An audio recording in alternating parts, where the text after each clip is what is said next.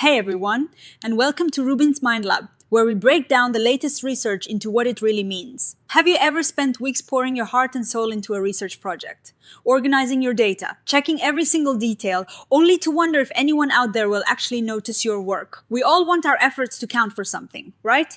In the world of science, we talk a lot about open science, which basically means sharing your data so other researchers can check your math or even use your work to move the field forward.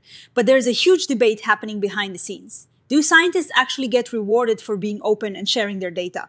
Or is it just a lot of extra work with no real benefit to their careers? That is the million-dollar question. Scientists are human, and like everyone else, they want their hard work to be recognized. A new study decided to go under the hood of the visual search and eye movement research world to see if sharing data actually leads to more citations. You can think of a citation as a digital thank you note from one scientist to another.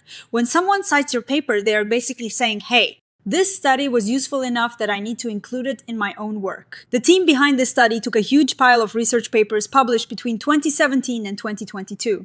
They looked at who was sharing their data and who was keeping it locked away. Then they checked how often those papers were being cited in the years after they were published. They wanted to know if being a good open science citizen actually nets you any professional gain. So what did they find? The short answer is yes, there is a boost. When researchers shared their data, they ended up with a slightly higher impact score than those who did not share. Think of that impact score as a way of leveling the playing field. It compares how often a paper gets cited against other papers published in the same year and the same specific area of science.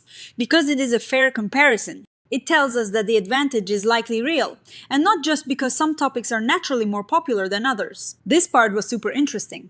You might assume that giving away the most detailed, raw, granular data would get you the most attention. Perhaps other scientists would love to dive into the nitty-gritty of where exactly someone looked on a screen. But as it turns out, it does not really matter how much detail you share, whether you share the raw data or just a basic summary. The bump in citations is pretty much the same. It is almost like just putting the data out there is what counts, not necessarily the depth of the file you upload. Now, this is where the story gets a little more nuanced. That citation boost does not last forever. It is like a short fuse. The researchers found that the benefit is strongest early on, right after the paper is first printed. After about 4 years, the lead that the open science papers had begins to fade away. It is not that they stop being useful, but the initial visibility that comes from being open and transparent seems to be a short-term phenomenon. So what does this mean for the future of science? If you are a young researcher wondering if you should take the time to organize and upload your data, this study suggests it is worth it.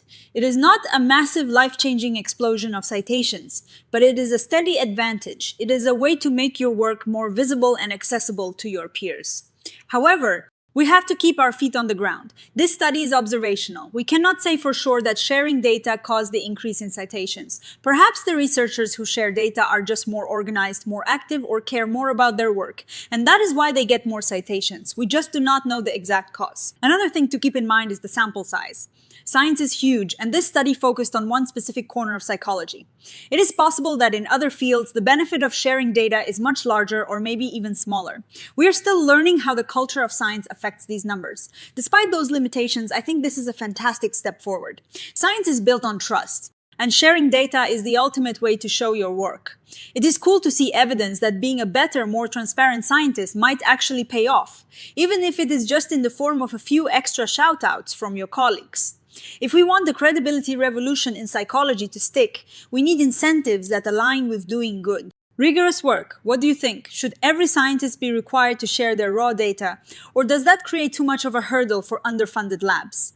Let us keep the conversation going in the comments below. If you enjoyed this dive into the world of bibliometrics and open science, go ahead and hit that like button and subscribe to RUBIN'S Mind Lab for more deep dives into the science of how we think and how we work. Thanks for joining me today, and keep questioning everything.